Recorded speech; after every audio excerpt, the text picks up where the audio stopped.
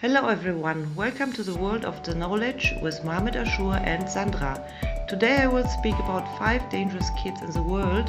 You will not believe what they do. But don't forget to subscribe and like, so let's go!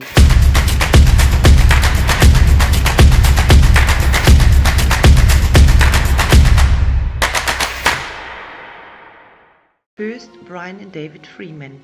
Brian Freeman, 17 years, and David, 16 years, cut their hair and had tattoos on the forehead expressing the neo-Nazi ideas advocated by the boys. And the truth of their crimes was discovered after the bodies of their parents and their younger brother were found with traces of severe beatings that led to death in their home in Salisbury, and it was confirmed that the two boys used to intimidate the family and the entire city, but on the eve of the discovery of the murder that took place at the parents, this shocked all city parents. Second, Edmond Kemper. In 1964, Edmond Kemper, who was 15 years old, shot his grandfather and grandmother, which led to their death, and he didn't feel remorse, as he had been planning the matter for some time. So the California Commission to Monitor the Behavior of Juvenile Criminals detained him in Juvenile Hall Center. In order to subject him to psychological and mental examinations, which revealed that he was suffering from insane suspicion, so the management of the center transferred him to the Atascadero Hospital. And there Kemper realized his mistake and worked hard to convince his doctors that he was cured, and indeed Kemper spent 5 years in prison, and the doctors recommended that he not return for his mother.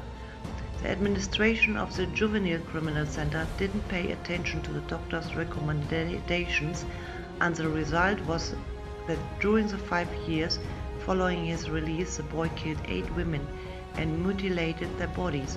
Accordingly, the doctors confirmed that he had insane defense and that he represented a danger to society. Third, Joshua Phillips. In 1998, the 14-year-old Phillips assaulted his 8-year-old neighbor until he killed her, and he hid her body behind his bed. And a week later, the mother discovered a strange thing hanging from behind the bed, and Joshua claimed that he knocked his neighbor Maddie in the eye with a ball racket. The baseball unintentionally, but she kept screaming. He blew her home in fear, tried to silence her by hitting her, then stabbed her 11 times with a knife. The judiciary was not convinced by the story that Joshua told, and it treated the incident as a premeditated murder and issued a ruling against him equivalent to that issued against adults. Fourth, Willy Basket. On March 19 in 1978, 13-year-old Willy Basket shot Noel Paris at the train station while he was trying to steal money and a watch, and 8 days later he tried to shoot another man, Moses Paris, during another robbery attempt.